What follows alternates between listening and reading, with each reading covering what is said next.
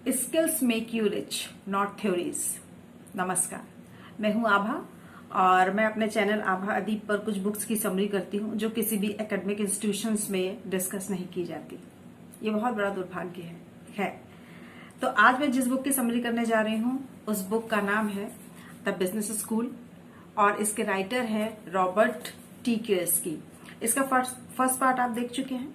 आज हम डिस्कस करेंगे कि इसमें आगे क्या है। तो जिन लोगों ने फर्स्ट पार्ट को नहीं देखा, मैं उनके लिए बता दूं कि ये बुक बिजनेस ओनर या बिजनेस सिस्टम को बनाने के कोर कंसेप्ट पर बेस्ड है। इसके ऑथर रॉबर्ट टी कियोसाकी, वो खुद एक बिजनेस ओनर थे। उन्होंने एक बिजनेस सिस्टम बनाया था और 47 इयर्स की एज में वो रिटायर हो चुके थे, फाइनेंशियली फ्री हो चुके थे। तो उन्होंने ये पूरी अपनी जर्नी इस बुक में लिखी है। उन्होंने ये बताया है कि उनकी जो कंप्लीट लाइफ की जर्नी रही है, जैसे कि वो एक मिडिल क्लास फैमिली से थे और उनके जो पेरेंट्स थे वो एक स्कूल में टीचर थे और उनकी एक सेट सैलरी थी और हर महीने के अंत में, जैसे हर सैलरी मैन जो होता है नेक्स्ट सैलरी का इंतजार करता है, वैसे ही उनका भी हाल था।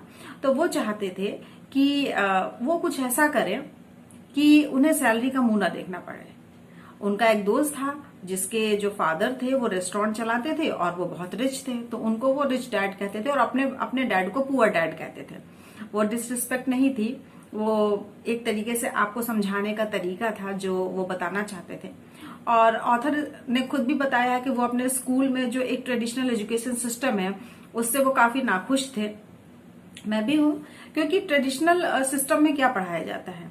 ट्रेडिशनल सिस्टम में आपको यही पढ़ाया जाता है कि आप दूसरे की नौकरी कैसे करें, चाहे वो कितना भी बड़ा एमबीए कॉलेज हो, कुछ भी हो, वो सिर्फ आपको एम्प्लॉय बनाना ही सिखाता है, वो आपको बिजनेस ओनर बनाना नहीं सिखाता। मेरी इस बात से बहुत सारे लोगों को बहुत नाखुशी होगी, वो मेरी इस बात से इत्तेफाक भी नहीं रखते हैं। खैर, इससे कोई फर्क नहीं पड़ता, लेकिन सच यही है।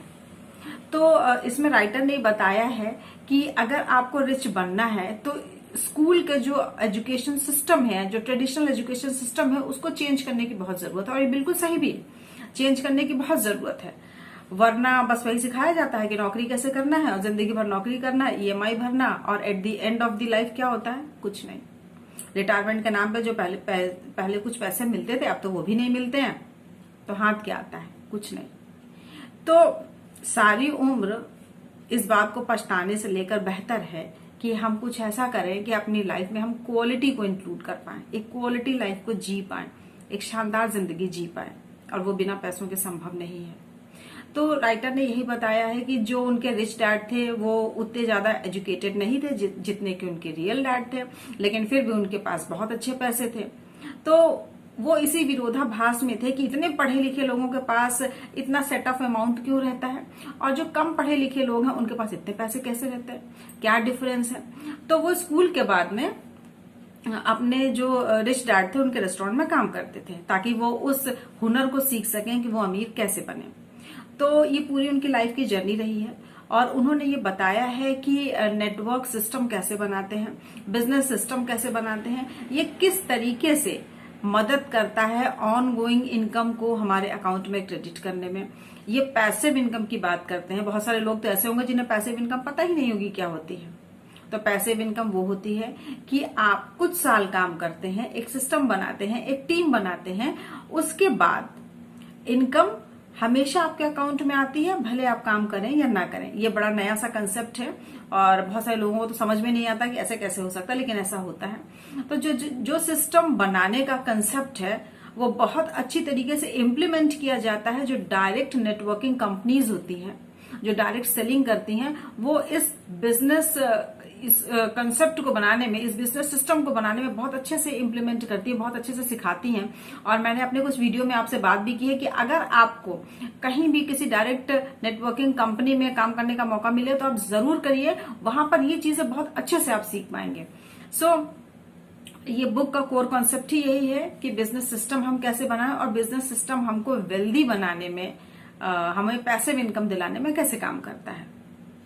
तो इस बुक को जरूर पढ़िएगा, ये हिंदी में भी आती है और मैं तो इस बुक की समरी आपको बताऊंगी ही कि इस बुक में एक्चुअली है क्या और आपको क्यों पढ़ना चाहिए। आप पढ़ेंगे तो आपको कुछ बहुत सारे नए आइडियाज आएंगे, बहुत सारी ऐसी बातें पता चलेंगी जो कि नॉर्मली हम लोगों को पता नहीं होती है।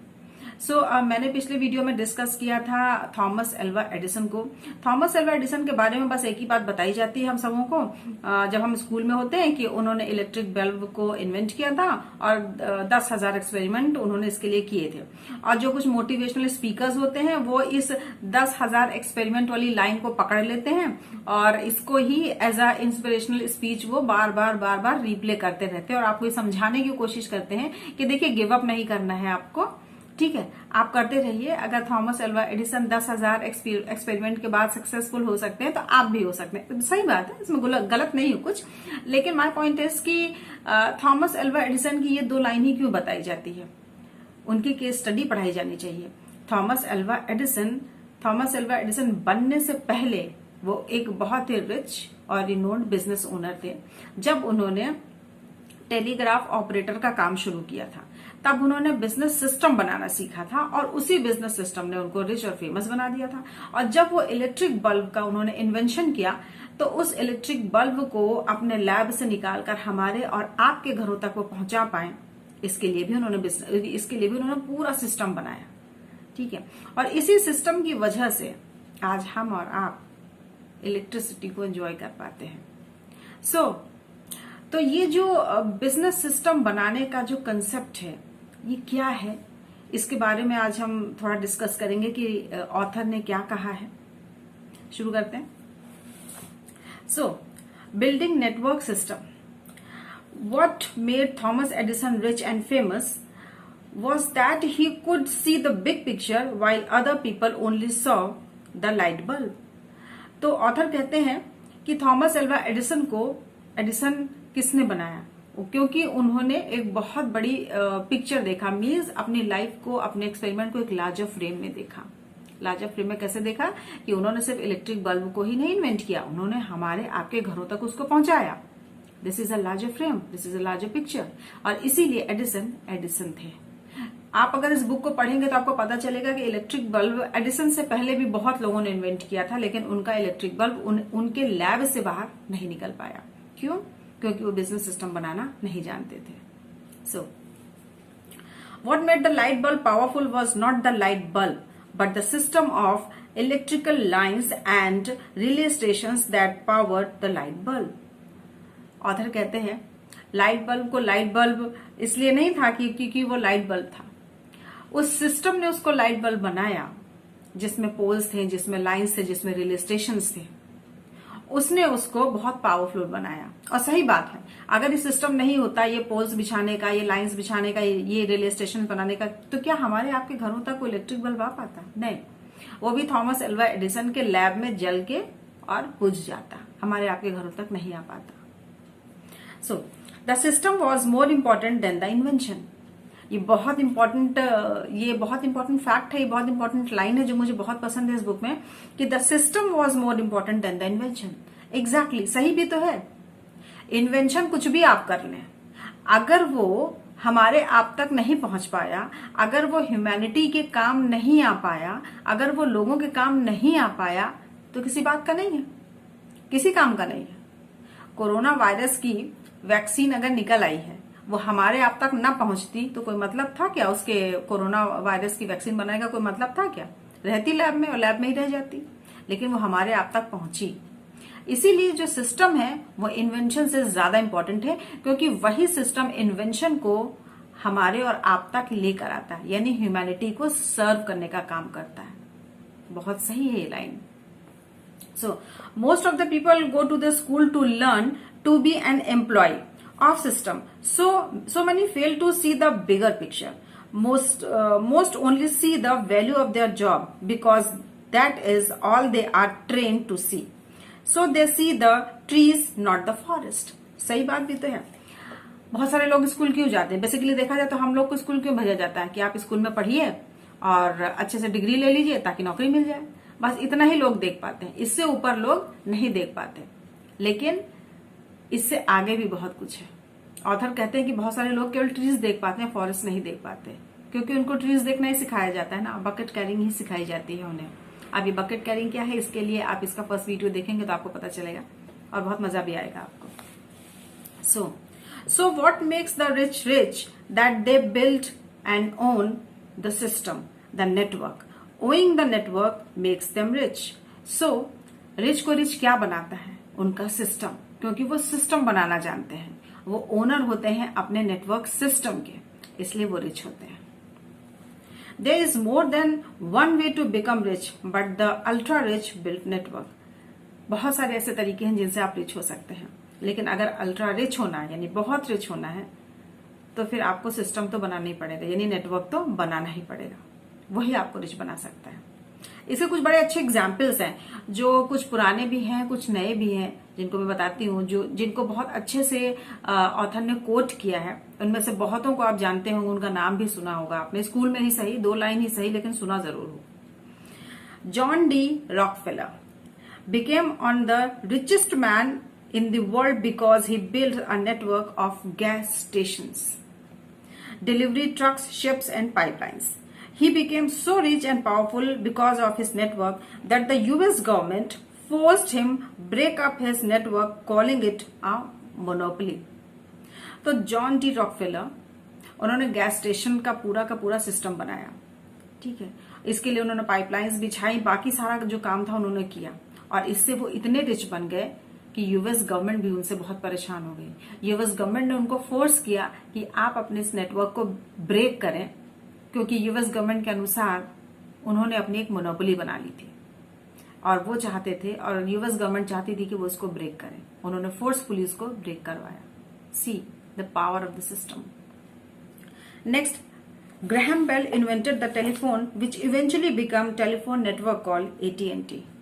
बहुत लोगों ने पढ़ा होगा AT&T लैब. अगर आप कंप्यूटर्स पढ़ेंगे और कंप्यूटर्स में MCA करेंगे तो आपको पता होगा AT&T lab. AT&T lab Graham bell ने बनाया था. ये भी एक बहुत शानदार सिस्टम था, जिसकी वजह से आज हम उन्हें जानते हैं और उन्हें पढ़ते हैं. ये वो लोग हैं जिन्होंने सिस्टम बनाया, उन्होंने किसी के लिए काम नहीं किया, उन्होंने किसी के लिए नौकरी नहीं की. नेक्स्ट है, today we have Bill Gates, the richest man in the world, who became rich plugging an operating system into IBM's network. Bill Gates, no need to introduction. उन्होंने ऑपरेटिंग सिस्टम बनाया, सब जानते हैं माइक्रोसॉफ्ट इज ऑपरेटिंग सिस्टम, और बहुत सारे software भी बनाए. उन्होंने ऑपरेटिंग सिस्टम बनाया किसके लिए? IBM के लिए.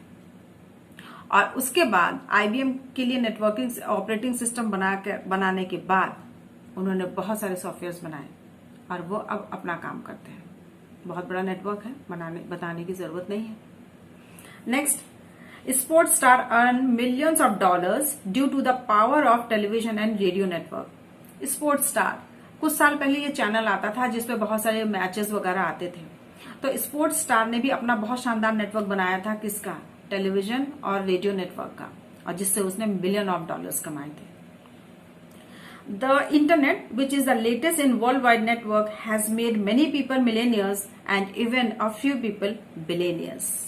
Of course, इंटरनेट ये एक बहुत बड़ा सिस्टम बनाने का एक, आप ये कह सकते हैं, जिसने बहुत सारे मिलेनियर्स बनाए हैं और उससे भी कहीं ज्यादा बिलेनियर्स बनाए हैं. क्यों?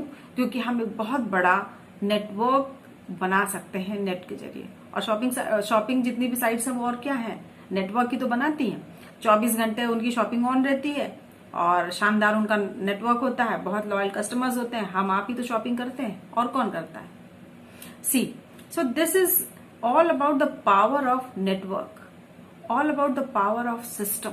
इतने बड़े बड़े लोगों ने बनाया है और इसी से वो बहुत रिच हुए हैं, और इसी से आज हम और आप उनको डिस्कस कर रहे हैं. So the rich build network and everyone else look for work. सही भी तो है, जो रिच लोग होते हैं वो अपना नेटवर्क बनाते हैं और बाकी लोग जो होते हैं उनके लिए काम करते हैं. Why the rich get rich. ये रिच लोग इतने रिच कैसे हो जाते हैं? कुछ तो हमसे आपसे अलग करते ही हैं, तभी तो रिच हो जाते हैं. Birds of the feather flock together. सबने सुना होगा, जो एक जैसे होते हैं वो एक जैसा काम करते हैं. Well, that saying holds true not only for the bird but also for the rich people, poor people and a middle class people. देखिए, जो लोग एक जैसे होते हैं उनकी दोस्ती होती है ना. यानी जो रिच होते हैं उसकी दोस्ती रिच से होती है, जो मिडिल क्लास होते हैं वो मिडिल क्लास के पास बैठते हैं, और जो पुअर होते हैं वो पुअर के साथ बैठते हैं। क्यों? मेंटालिटी मैच करती, फ्रीक्वेंसी मैच करती, इसी वजह से। अब अगर कोई मिडिल क्लास है वो किसी रिच के पास बैठेगा तो रिच का जो मेंटल लेवल है, उसकी जो रिस्क टेकिंग कैपेसिटी है, जो नेटवर्क बिल्डिंग कैपेसिटी है, वो मिडिल क्लास को समझ में नहीं आएगी। क्योंकि मिडिल क्लास कौन होते हैं? Bucket carrying. उनको बकेट ही कैरी करना है, उनको सिर्फ नौकरी ही करना है। तो कहाँ आप उनको रिस्क लेने की बात सिखाएंगे, नेटवर्क बनाने की बात सिखाएंगे, उनके गले उतरेगी? आपको लगता है नहीं उतरेगी। तो इसीलिए जो रिच लोग होते हैं उनका जो सर्किल कैसा होता है? रिच। क्योंकि उनको समझ में आता है कि अगला जो इंसान रिच है वो भी जानता है रिस्क लेना क्या होता है। रिस्क लेने से ही वो आज उन्होंने वेल्थ कमाई है। एक बहुत अच्छी कहावत है, आपने सुनी होगी, a person is known by his company. तो जो जैसा होता है उसकी कंपनी वैसी होती। तो जो रिच होते हैं उनकी जो कंपनी होती है वो रिच लोगों की होती है, क्योंकि उनकी फ्रीक्वेंसी मैच करती है, उनका मेंटल मैच होता है, उनकी रिस्क लेने की कैपेसिटी होती है, इसीलिए वो रिच होते हैं। और जो मिडिल क्लास होते हैं वो बकेट कैरिंग होते हैं, वो नौकरी बड़ी मुश्किल से उनको मिलती है, फिर नौकरी करते रहते हैं, बस नौकरी नौकरी और सिर्फ नौकरी। और जो पुअर होते हैं उनके बारे में तो बात ही क्या करनी है। So if you want to become rich, you need to network with those who are rich or who can help you become rich। अगर आप रिच होना चाहते हैं तो आप ऐसे लोगों का नेटवर्क बनाइए या ऐसे लोगों की संगत में रहिए जो रिच हैं या जो रिच होना चाहते हैं। Many people spend their lives hanging out and networking with people that hold them back financially। बहुत सारे लोग क्या कहें कि 90% लोग ऐसे लोगों के बीच में रहते हैं जो फाइनेंशियली बहुत एक तरीके से वीक होते हैं। और जो फाइनेंशियली खुद ही वीक होते हैं तो वो आपको स्ट्रांग बनना क्या सिखाएंगे? वो क्या बताएंगे कि कैसे आप फाइनेंशियली फ्री हो और कैसे आप रिच बने। ऐसे बहुत सारे लोग होते हैं जो हमारी लाइफ में होते हैं, जो हमारे आसपास होते हैं। अगर कोई गलती से भी रिस्क लेने की बात करे, कुछ अच्छा काम करे, कुछ नए थॉट को क्रिएट करे, तो वो उसकी लेग पुलिंग करते हैं। यही उनकी सोच है, ये उनका लेवल है, ये उनका काम है, ये वो करेंगे। इसीलिए तो कहते हैं कि दोस्त बहुत समझदारी से चुनने चाहिए।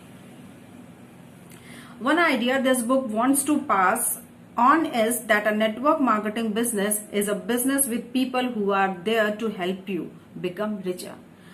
बहुत अच्छा ये एक्सप्लेन किया है ऑथर ने कि ये जो बुक है ये इस आइडिया को पास ऑन करती, इस आइडिया को एक तरीके से इनकलकेट करती है आपके माइंड में कि जो नेटवर्क मार्केटिंग का बिजनेस है वो आपको रिच बनाता है और वो आपको ऐसे लोगों से मिलाता है जो आपको रिच बनाने में आपकी हेल्प करते हैं।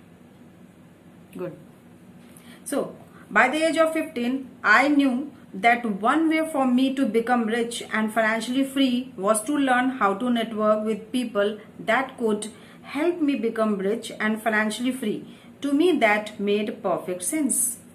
तो ऑथर कहते हैं कि 15 साल की उम्र में मुझे ये समझ में आ गया था कि मुझे अगर फाइनेंशियली फ्री होना और रिच होना है तो मुझे किस तरीके के लोगों के साथ नेटवर्क बनाना है, यानी किस तरीके के लोग मेरी हेल्प कर सकते हैं ताकि मैं रिच बन सकूं, फाइनेंशियली फ्री बन सकूं। और यही वो कहते हैं कि मेरे लिए एक परफेक्ट सेंस करता है। सही बात है, जो इंसान जिस तरह का बनना चाहता है वो ऐसे लोगों की ही संगत ढूंढता है और जैसी संगत ढूंढता है वैसा इंसान बन जाता है। As simple as that. So, at the age of 15, I decided that I would seek the friendship of friends who were interested in me becoming a rich person rather than a loyal employee working for the rich। तो author कहते हैं कि 15 साल की उम्र में मैंने ऐसे दोस्तों से दोस्ती करना शुरू कर दिया जो मुझे रिच बनने में मदद करें, बजाय इसके कि वो मुझे किसी का एम्प्लॉय बनने के लिए इंस्पायर करें या एम्प्लॉय बनने के लिए मदद करें। Decision I made at the age of 15 was a life changing decision। कहते हैं ऑथर कि 15 साल की उम्र में जो मैंने डिसीजन लिया वो मेरी लाइफ चेंजिंग डिसीजन था। सही भी तो है, बिल्कुल सही है। जिस उम्र में सब बच्चे स्कूल जाते हैं और बकेट कैरिंग वाली जो कैपेसिटी है वो सारी चीजें सीखते हैं, उस उम्र में उन्होंने नेटवर्क बनाना सीखा, बिजनेस सिस्टम बनाना सीखा। ये कम बड़ी बात है। सबसे बड़ी बात तो समझ में आया। लोगों को तो समझ में ही नहीं आता है। नए थॉट अगर आप बताएंगे लोगों को समझ में ही नहीं आता है, और समझ में ले तो विश्वास नहीं होता कि ये वर्कआउट करेगा कि नहीं करेगा। क्यों? क्योंकि रिस्क लेने की कैपेसिटी नहीं है, क्योंकि कोई अपने कंफर्ट जोन से बाहर नहीं निकलना चाहता। सब लोग अंबानीज अडानीज की लाइफस्टाइल चाहते हैं, लेकिन उनके जैसा रिस्क लेना नहीं चाहते, उनके जैसी मेहनत करना नहीं चाहते, अपने कंफर्ट जोन से बाहर निकलना नहीं चाहते। लेकिन लाइफ सबको वैसी चाहिए, सपने सबके वैसे ही। पॉसिबल है क्या ये? अपने कंफर्ट जोन को ब्रेक किए बिना अंबानीज और अडानीज की लाइफ को लीड करना पॉसिबल है क्या? उनसे पूछिए कितनी मेहनत करते हैं वो, कितना रिस्क लेते हैं वो। उनका हर एक नया बिजनेस आइडिया कितना रिस्क भरा होता है, लेकिन फिर भी वो करते हैं। इसीलिए तो वो अंबानीज और अडानीज हैं। I began choosing my friends and teachers very carefully because our family, friends and teachers are very, very, very important elements of our network. इस पैराग्राफ में आपने ध्यान दिया होगा तो 3 बार उन्होंने वेरी बोला है। उन्होंने कहा कि मैंने अपने फ्रेंड्स और टीचर्स को बहुत केयरफुली चूज करना शुरू किया। क्यों? क्योंकि उनको जो काम करना था, क्या उनके फ्रेंड्स और उनके टीचर्स उनकी हेल्प कर सकते हैं? जो कर सकते हैं उन्होंने ऐसे ही फ्रेंड्स और ऐसी टीचर्स को चुना। क्यों? क्योंकि कहते हैं author, my family, friends and teachers are a very very very important elements of our network. कि फैमिली, फ्रेंड्स और टीचर्स हमारे नेटवर्क के बहुत बहुत बहुत इंपॉर्टेंट एलिमेंट होते हैं। और सही भी तो है। फैमिली, फ्रेंड्स एंड टीचर्स यही लोग होते हैं जो एक तरीके से आपको डिमोरलाइज करते हैं, और यही लोग होते हैं जो आपका मोरल बूस्ट करते हैं जब आप कुछ नया करने की सोचते हैं। तो बहुत ही वाइजली चूज करना चाहिए। बिल्कुल सही कहा है ऑथर ने। A business school for the people, और यही लोग बिजनेस स्कूल होते हैं लोगों के लिए। सही भी तो है। According to the Robert T Kiyosaki, Personally, I am thrilled to write this book in support of the network marketing industry. उन्होंने कहा कि मैं बहुत थ्रिल्ड हूं कि मैंने ये बुक लिखी और ये नेटवर्क मार्केटिंग इंडस्ट्री को सपोर्ट करती है। सपोर्ट इन अ सेंस कि उन्होंने जो सीखा, उन्होंने जो किया, उन्होंने सिर्फ उसे लिखा, अब वो by default network marketing industry को सपोर्ट करती है। यानी जो डायरेक्ट सेलिंग वाली जो कंपनीज होती हैं वो इसी बिजनेस मॉडल पे काम करती हैं। How to make your network, ये नेटवर्क कैसे काम करता है, ये नेटवर्क पैसिव इनकम कैसे देता है। यानी 3 से 4 साल अगर आपने काम कर लिया, आपने अच्छा नेटवर्क बना लिया, तो अब इस नेटवर्क से आपको जिंदगी भर पैसा आता रहेगा। आपको और कुछ करने की जरूरत नहीं, मर्जी है करें, नहीं मर्जी है ना करें। आप क्योंकि आप फाइनेंशियली फ्री हो गए हैं, हर महीने अच्छी खासी रकम आपके अकाउंट में आ रही है, तो अब आप वो करेंगे जो आप करना चाहते हैं, अपने इंटरेस्ट का काम।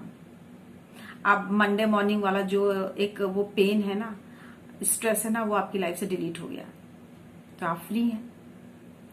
तो ये है बिजनेस बनाने का या नेटवर्क बनाने का कंसेप्ट जो ऑथर ने बताया है। और नेक्स्ट पार्ट में मैं बताऊंगी कि नेटवर्क मार्केटिंग बिजनेस का जो कोर कंसेप्ट है, उसकी जो प्रिपरेशन है वो कैसे बताई है, कैसे समझाई है ऑथर ने। समझाने की कोशिश करूंगी आपको। बहुत शानदार वो भी एपिसोड होगा, उसे जरूर देखिएगा, उस वीडियो को जरूर देखिएगा। मुझे लगता है बहुत सारे जो मिथ हैं नेटवर्क मार्केटिंग को लेकर के वो टूटेंगे और एक नया थॉट, एक नई सोच डेवलप होगी।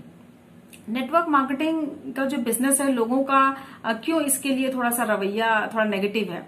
देखिए, कोई कंपनी गलत काम करना नहीं सिखाती, कोई कंपनी ये नहीं कहती कि आप दूसरों के साथ फ्रॉड करें, लेकिन ये लोग होते हैं, ये लोग होते हैं जो अपने कुछ फायदे के लिए दूसरे लोगों से झूठ बोलते हैं, और ताकि वो उनकी टीम में उनको शामिल कर सकें, अपनी कुछ इनकम बढ़ा सकें। तो ये लोग होते हैं जो एक तरीके से मिसकम्युनिकेशन करते हैं, गलत इन्फॉर्मेशन बताते हैं, और बदनाम कंपनी होती है।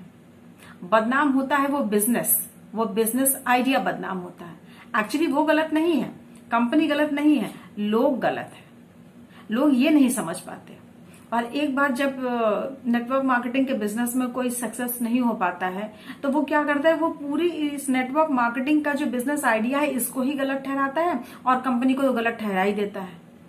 और जो इंसान नहीं जानता इसके बारे में, तो वो लोग इस ओपिनियन को बहुत जल्दी कंज्यूम कर लेते हैं। उन्हें लगता है कि हाँ सही कह रहा है, जबकि ऐसा नहीं है। इसलिए मैं कहूंगी कि कभी अगर आपसे कोई आकर ये कहे नेटवर्क मार्केटिंग के बारे में कि ये आइडिया गलत है या ये कंपनी गलत है, नहीं, आइडिया गलत नहीं है, आइडिया बहुत शानदार है। लेकिन लोगों ने गलत किया है, इसी लोगों ने फ्रॉड किया है कुछ प्रॉफिट के लिए, शायद अपनी टीम को बनाने के लिए। तो इसकी वजह से कोई मिथ नहीं पालना चाहिए, इसकी वजह से कोई बात अगर कोई दूसरा कह दे तो उस पर इतनी जल्दी विश्वास नहीं करना चाहिए। आप खुद देखिए, खुद जज करिए और उसके बाद डिसीजन लीजिए। ये बहुत जरूरी है अपनी सोच पर देखना, अपनी सोच पर सोचना कि हम सोचते क्या हैं, वरना कोई और अपनी सोच आपके दिमाग में डाल के चला जाएगा और आप जिंदगी भर एक बहुत शानदार बिजनेस आइडिया से महरूम रह जाएंगे। इसीलिए खुद सोचिए, अपनी सोच पर नजर जरूर रखिए, किसी की भी बात को मानने से पहले एक बार उसे क्रॉस चेक जरूर कीजिए, यही ग्रोथ होती है। Thank you for watching, share जरूर कीजिएगा।